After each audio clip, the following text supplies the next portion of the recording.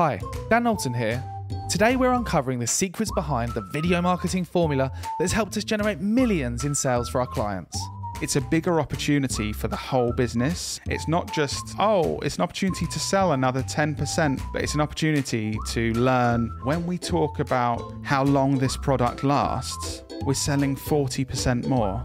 In this episode, we'll share our up-to-date insights on what's working for our short-form video content, including step-by-step strategies and actionable tips for creating captivating video hooks, selling effectively in your videos, and making data-driven decisions. It's very different to what we used to with like long-form YouTube, because they can just flick their thumb and be on to the next thing. It's like doing everything you can to possibly keep that attention. Sound good?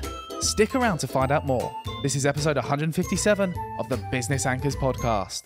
We're just a couple of business anchors. Welcome to the Business Anchors podcast. This jingle is slightly too long.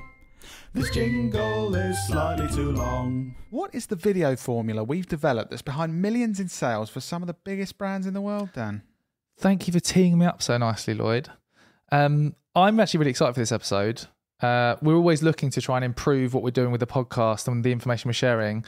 And over the last few years, we've learned lots about what works with short form video. And I want to share some of the things that we haven't actually spoken much about in the pod. You know, so there's some topics that we kind of go over multiple times. There's some really good nuggets in this episode that are going to teach people like the tricks of the trade, I guess, and the secrets that we use to get top performing video content and generate millions in trackable sales for our customers. Would you say we are revealing all?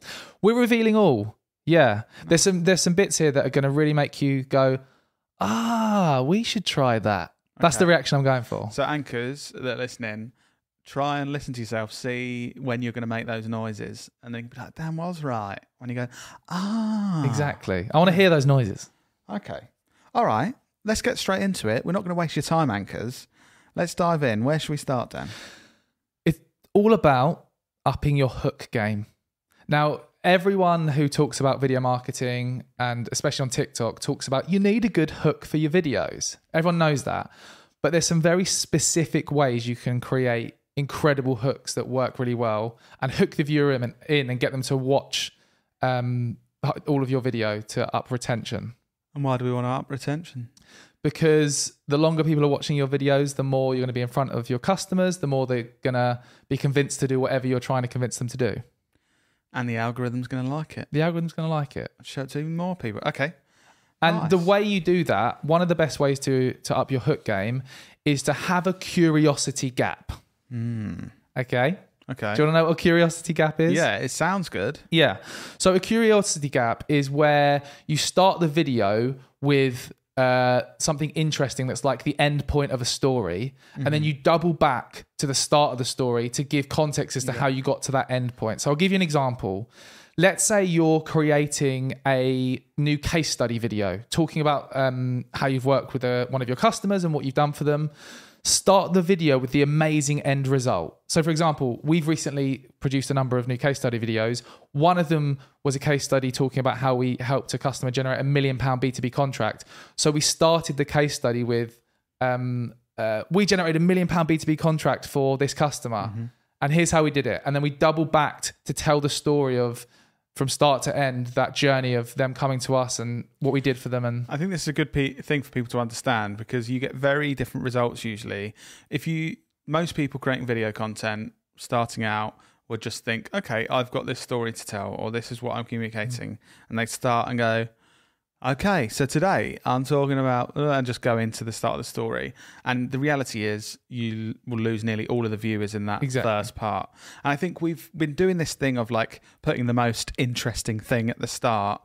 If you think like TV and film, like you get trailers that you show people and go, basically you show them all the good bits in a trailer for a film, enough for them to go, yeah, do you know what? I'm going to go to the cinema and I'm going to see that.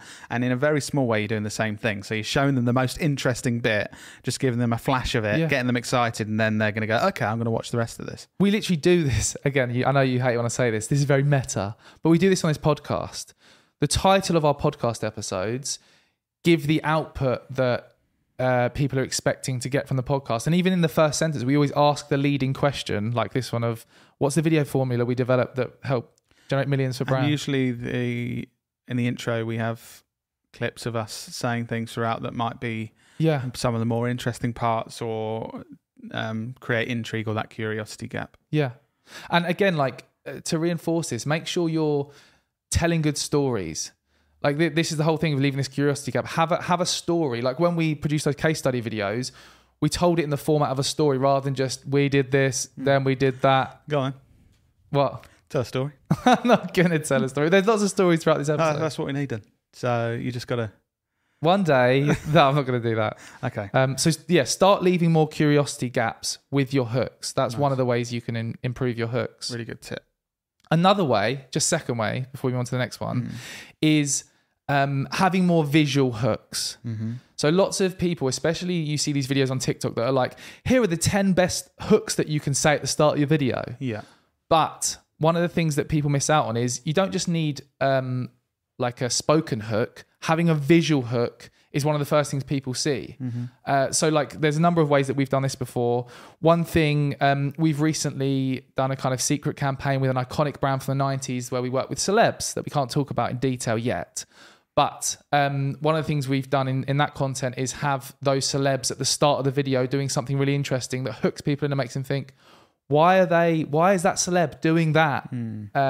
Dressed like that? It's intriguing, and I think so a lot of people that talk about hooks talk about how to capture attention, but I think taking it to the next level and really getting the maximizing results you can get from video marketing on social is capturing the attention and stopping the scroll, as people say, but also doing enough to make people think, I actually want to keep watching and find out where this is going. Because anyone, like, you can do weird stuff to capture attention. You can just shout swear words or like weird racist things. Like that's anyone can capture attention if they really want to.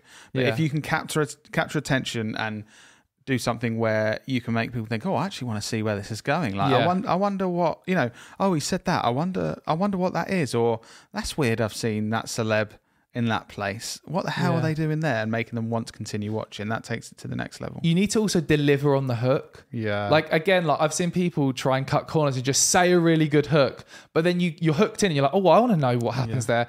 Then you watch the rest of the video and it doesn't deliver on what they said at the start.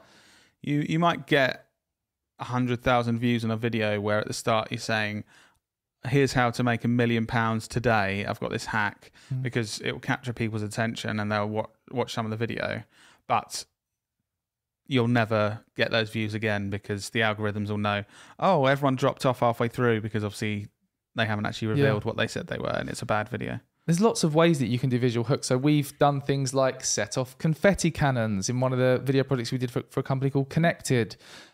We also pretended we were going to blow up a shed in the campaign we did for Buy Whole Foods Online a while ago. So it's really about trying to think, what's different that you can do that visually is going to get people. It's visually interesting as well as that hook of what you're saying or text that's on screen, making it stand out from the rest of the stuff online, which is getting harder and harder because obviously more and more people are thinking, right, what's the hook going to be? Got to make it different. And if everyone's different, everyone's the same. Oh, that sounds like a really... hooky. If everything's different, everything's the same. That should be on an Instagram quote with you kind of looking out. I'll get that on a tattoo. So that's it. Number one is up your hook game. Where do we go from here, Lloyd? What else can anchors do with their video content? I think, bear with me on this one, you've got to hope that you've got it completely wrong right now.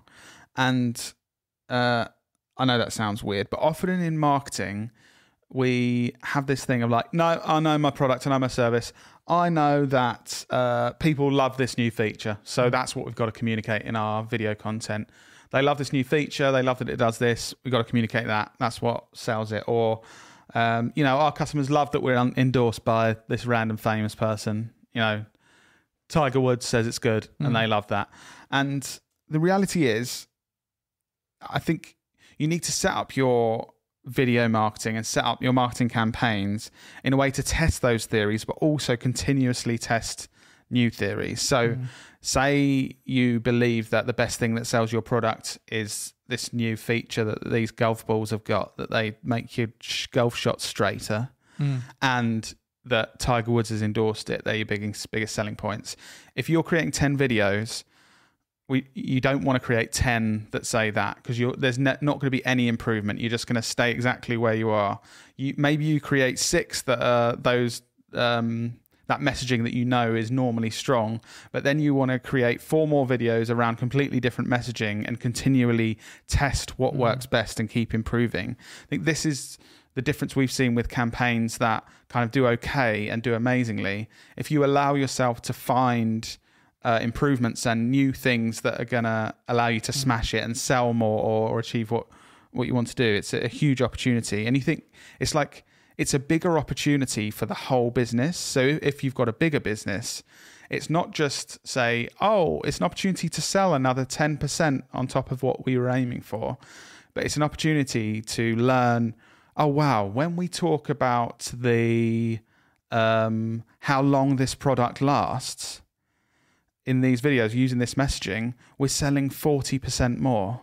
It's like, then you can go to all the other departments within the business and be like, we need to restructure lots of our marketing campaigns. We need to restructure what's on our packaging when this is in stores, because we found out that this is really important to customers now. And that may be because things have changed in the market, things have changed with the product, things have changed in people's lives, but it allows you to add a huge amount of value even outside of that marketing campaign to the wider business if you can test those theories and learn those new things. I think that's one of the biggest mistakes us marketers and business owners make, is we trick ourselves into thinking we know what the right messaging is, or we know what the right hook is or the right creative, but we don't. Yeah. We don't until you create enough variety of content to split test and try different things. Yeah. And I think if anyone's listening to this thinking, yeah, we're considering investing in producing a video or video content, don't just put all your money in one video that you think is going to absolutely smash it. I'd say try and test a variety of different styles of content and messaging and hooks and visual elements and structure of the videos to see what works. So the data can inform your decisions rather than your gut feel like, oh yeah, I think that'll help. Variety in video content has been a big reason why a lot of our most successful campaigns have been successful. We've spoken a lot about the £1 million contract we got for one of our clients, and that was the client wanted to go in a certain way of educational content. We believed from our research that some entertaining content could and more emotional triggering content could be a good way to go. They'd never done that, but we tested both of those. We actually split the budget 50-50 on that more educational informative content and the more entertaining and emotional triggering content. And that's what helped us get the amazing results we got for that client. So just that small decision of having variety and going, okay, well, let's split the budget in half and test this different style of content led to that amazing result that wouldn't have happened. They wouldn't have learned that. Yeah. We recently posted a case study to do with that campaign, and someone commented on one of my LinkedIn posts talking about B2B marketing and how lots of B2B businesses are don't like to do anything different, and they stick to the same, like, oh, we're going to create a white paper and a professional talking head video. And like the guy that commented on my post was kind of like a little bit shitting on B2B businesses, like, oh, they never want to try anything new. And I was sort of like taking the empathetic approach and trying to think like it probably is scary for B2B brands to completely try something new, because we've spoken about this before, like they're comfortable, they do the same thing every year and they don't want to put their job or their integrity at risk. They don't want to try something new. Yeah. But it's that saying that you said before, if you always do what you've always done, you'll always get what you've always got. That's it. Yeah. So it is about trying to push boundaries, but it is about trying to do it in a way that reduces risk. Because I guess so if a B2B business was considering or a company was considering trying a new approach, how should they convince? Oh wait, we actually did this. We did an episode on this recently. We came up with that framework. But also I think it helps, like I'm saying, of testing a variety of content. I'm not necessarily saying, right, your next marketing campaign has to be all doing this crazy stuff you've never tested, you've never done. I'm saying maybe half of it is very similar to what you've done in the past, and half of the budget goes to something completely new. And who knows, that might not work as well. And then in reality, in the world of like social media marketing, you can just turn that off. You can not put any more spend into that, and you can go, okay, no, we've proved that our normal stuff actually works better. But I would imagine that at least half the time, probably more than that, you're going to discover something that works better. And this isn't just a one-time thing of, oh, I've learned that. Then the next time you invest in video and in marketing and social, you can then test that thing that's now performing at a higher level than the previous one, and some new stuff. And you could improve that level again, get even higher performance, or you could stay where you are. It's not going to get worse. So because you always have the content and the style of content and the messaging that you know works, you can fall back on that.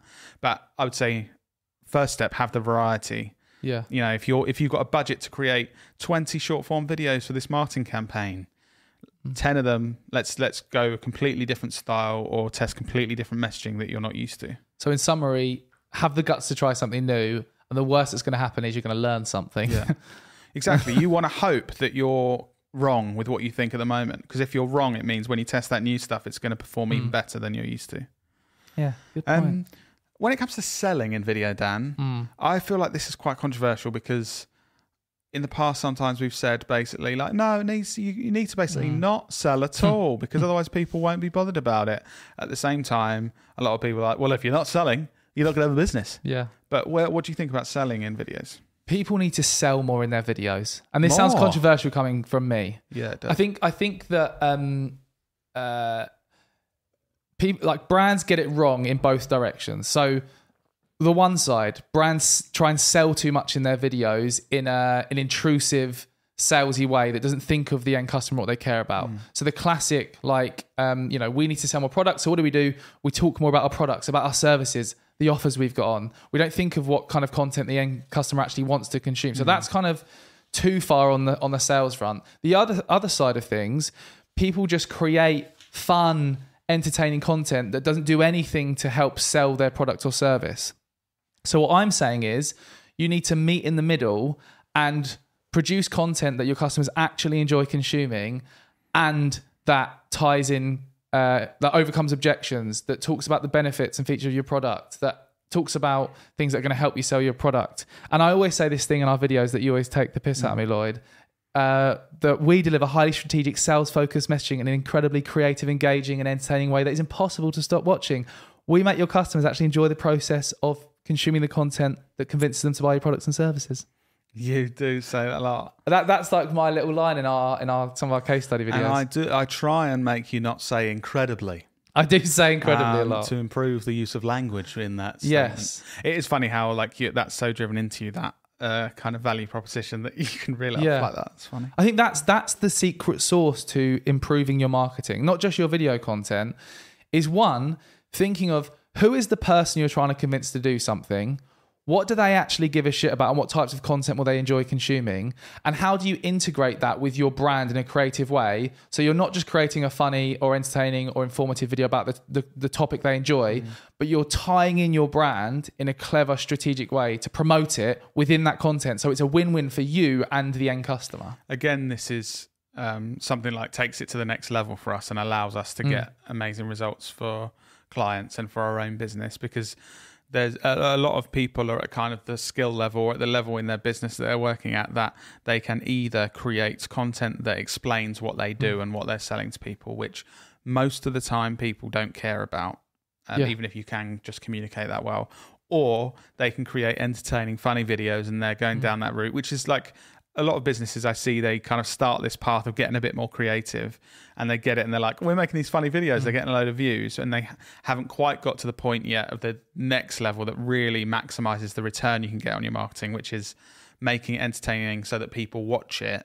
but still actually communicating about your business, because there's no point just producing a sitcom going, oh, that was a really good sketch or something, but no one knows what you do for your business. No one's going to do business with you, but they like that funny video they saw on the internet. Exactly. And like to try and give some more examples to the anchors so that they can get the context of what we're going on about. So one of the examples I love of how we did this with a brand called Hub, which is like an insurance broker company. They are kind of innovating the kind of insurance landscape and the broker landscape. And we created an 8-part mockumentary that basically creatively took the piss out of all the bad stuff happening in the industry, so that we could then have Ed, who's one of the co-founders, as the hero in that piece of content, be like questioning through that mockumentary, like, surely you shouldn't be doing it like that. And it was called Ronald Rump, and it was sort of taking the piss out of Donald Trump's style office that was doing everything wrong, and then position him as the hero in a creative way. So it's fun to watch, and selling their product, that kind of thing. That was good fun. Yeah. We've had some creative stuff that's done well as well, where we've sold within the video for our business. Yes, one of our most successful piece of content recently was our GCSE drama video. For those that didn't see it, we if you follow someone called Jack Joseph on TikTok, he creates these short form vertical videos that tap into millennial and Gen Z culture. One of the things he takes the piss out of is like what it was like in a GCSE drama class. For anyone listening who's ever been in one, it's very relatable, and you can watch it. It's really, really funny. We saw that and wanted to create our own version, but we wanted it to help sell our services. So we wrote a script that was basically an advert for Knowlton, but we delivered it in the style of a GCSE drama class. Posted it online. It went really, really well, and we didn't just get hundreds of comments of people saying nice stuff. We generated a lead that converted into a 50 grand contract from a company that literally referenced that video and said, "That is the video that made me got in touch with you. I love it." And that's because that was the perfect combination of creating something entertaining or that people actually want to watch and communicating what we do. I think you get to such a different end result for your business if you create video content with a starting point of, we want to sell this thing or we want to say this thing to our customer, and then go, okay, and how shall we make it creative or interesting? I think that's where you get a lot of the time it's like there's just kind of gimmicks. So like you'll be saying, buy my stuff and it does this really good thing, and then someone will come in and like fall over, and it's kind of like you're like desperately trying to cling on to attention by going, okay, we're selling this thing, it's boring, so let's try and throw some random stuff in. And we did this in the early days, Dan. I'd say in like 2017, this is what we were doing basically. It's like, God, this is boring. If Lloyd falls over in the background, maybe more people will watch. Just being completely honest, that is normally kind of one of the stepping stones to get to the point where you can get these really great results. But the key is start with, how can we create something that people are going to watch and enjoy? Then it's like, okay, we've got that done. And then it's, how can we creatively sell our services or communicate we want to within that? And it gets to a very different result than the other way around. I remember when we shot a video in our local park when you were on a bike wearing a helmet, and this is so cringe when you think about it now, but I was delivering something to camera and you fell off a bike in the background. And launching it back, it doesn't make any sense whatsoever. I don't get it. Just doesn't make sense. If Lloyd falls off a bike and he's wearing a helmet, that'll be I was in entertaining. This like tight kind of lycra stuff and lifting some weights as well. I don't know. But that is, we were trying to get it. We were learning, and we were getting to the point where we could get creative. But the way we're doing things now takes it to the next level. But we had to do it like that to get where we are now. Yeah, I think the way you can avoid that anchors of just doing weird stuff to try and keep people hooked that isn't actually relevant is look at the concept for your video content and ask yourself, like, why are we doing that at that point? What is that achieving? And if you go through that kind of second by second, you'll cut out the crap that's just there, like, oh, maybe that's just pointless being in there. We even had we've had one reshoot in the entire business, so where we've actually reshot an entire project for a client, and that stemmed from, it was someone who doesn't work for us anymore, but they wrote a script, and looking back, it was one of those things where it was like, oh man, we were just weird, chucking weird stuff in to try and make it entertaining, but it doesn't make sense. It's just it's like it looks to the viewer like, oh, they're desperately trying to cling on to our attention by just doing weird stuff, and it's obvious as a viewer. So I think that's really key to make sure you're creating good content first, and then work out how you're going to communicate what you need to. It actually needs to tie into what you're trying to communicate. What's next, Lloyd? What other things can anchors learn from our successful video content? So bear with me on this one. I think this could be hugely valuable. Is this going to be boring? Not boring. I think it's going to be really, really valuable, but there's also a bit of explanation involved. Okay, go on. I'm interested. Okay, so this is about doing the maths that allows you to judge success. Ooh.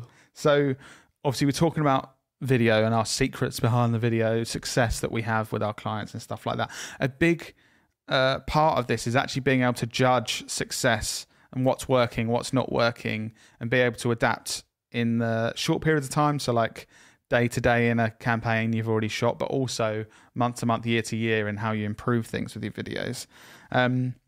And the first step, if you're not doing it already, is actually capturing data on your sales and conversion rate, average order value, this sort of thing. So if you're in a business and you have no idea about that data, that's the first thing to do, because that's going to help you on this journey.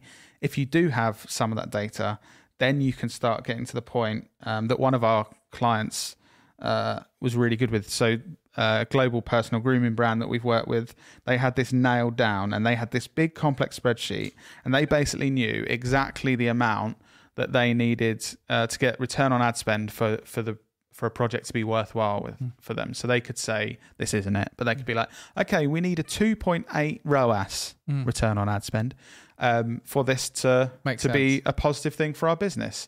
And there's also a cost per acquisition, so a cost for getting a new customer. They could say, okay, if we spend, this isn't it again, but £18.50 on getting a new customer, we know that is worthwhile for our business. If we spend more than that, we're actually losing money in the end. And if we spend less than that, we're going to make a huge profit on the lifetime value of that customer. So that is an amazing thing to know, and really allows you to make really good judgments on how you do your marketing in the future.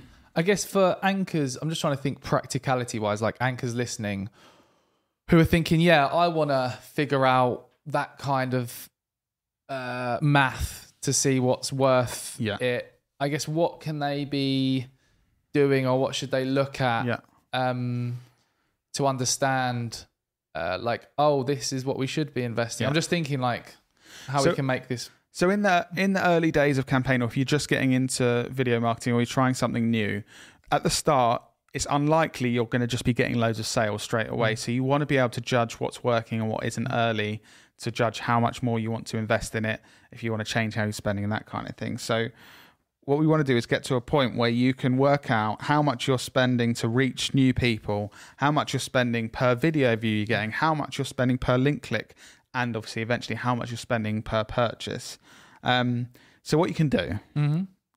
Oh, God. I mean, you've probably got loads of workings out here. You might need to make notes here, anchors. So I'm going to use some examples as numbers. So if your business, the lifetime value of a customer is £4,500 over an average of 4 years. What's the lifetime value of a customer? Four and a half. No, I'm just thinking if people don't get it. On average, how much a customer will spend with you in their lifetime, of how long they're going to be a customer of yours. If they spend £1,000 a year and they usually stick around for 3 years, the lifetime value would be £3,000. Yes. And from that, you're going to know your average profit margin. So you could be like, the lifetime profit per customer is, say, £900. Yep. Okay.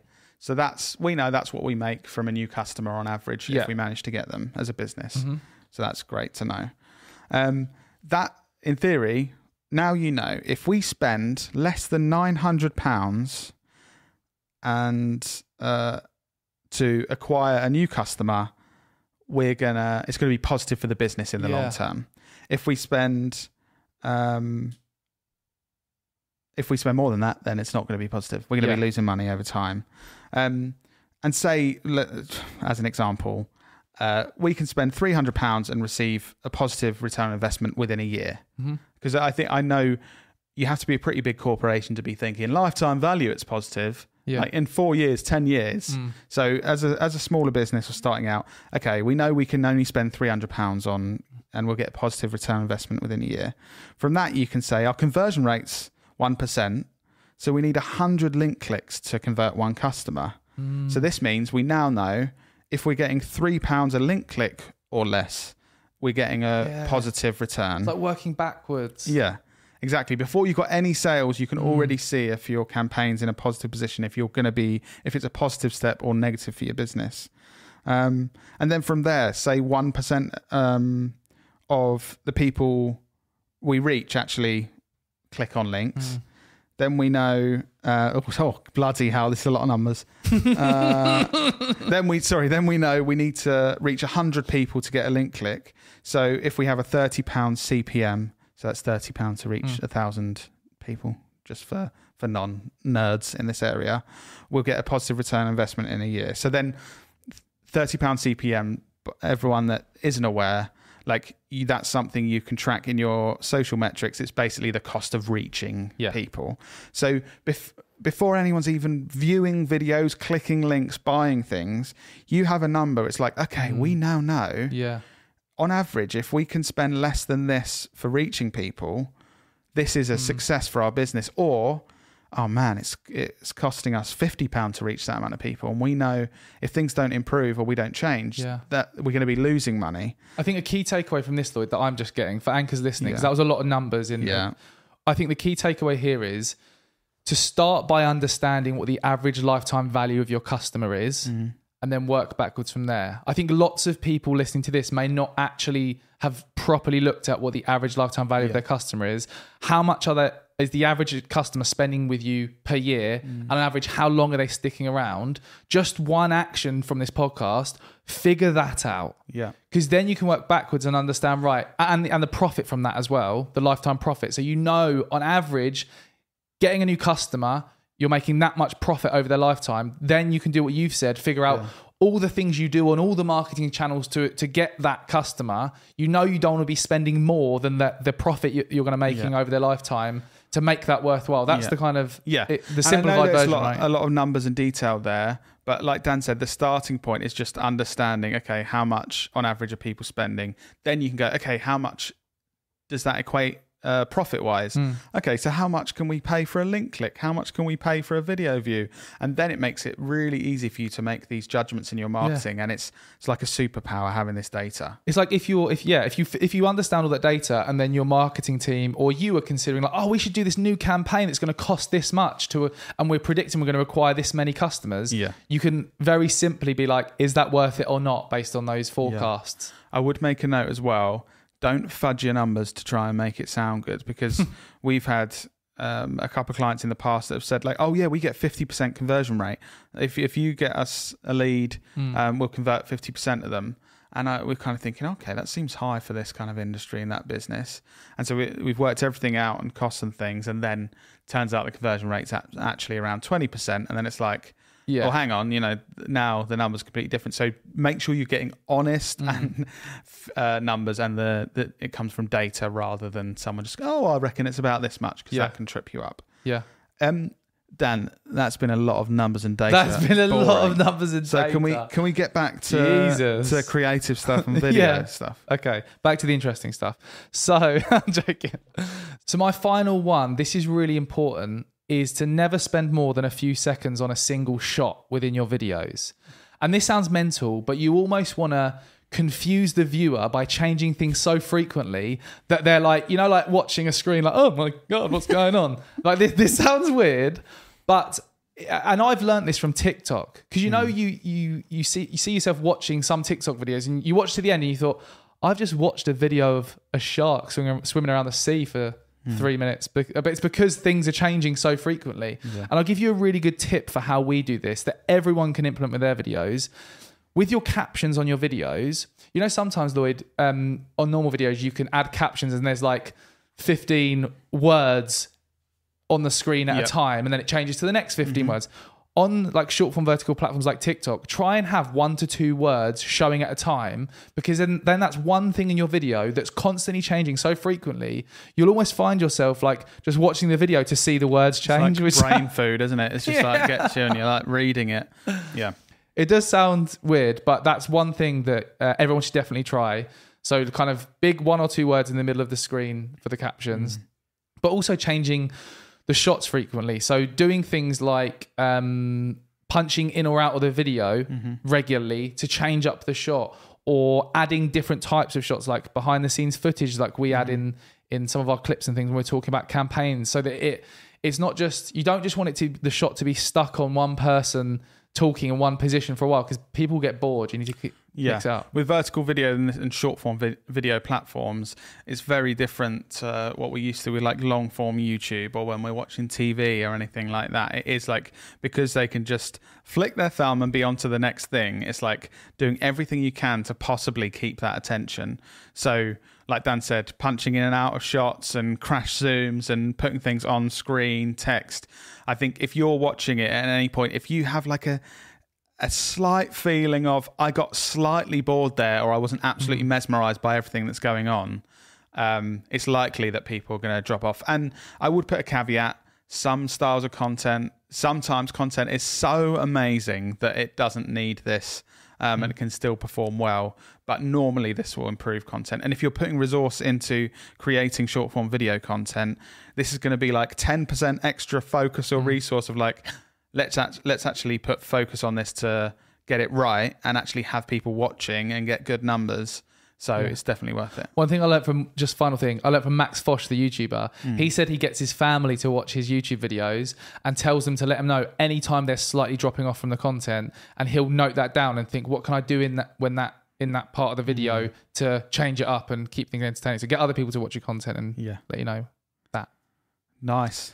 Good tips, Dan. So hopefully you've enjoyed this, Anchors. There's been lots of little nugs there, things that are working for us with our short form vertical video content now. Obviously, we all want you to leave a review if possible. Yeah. That's the one thing we ask of you. I would really like it. And if you do, I promise I won't talk about any numbers or maths in the next episode. No, I thought that was interesting, but it did go on a bit. But, no, but yeah, please do leave a review. We'd really appreciate that. And we look forward to seeing you in your ears next week.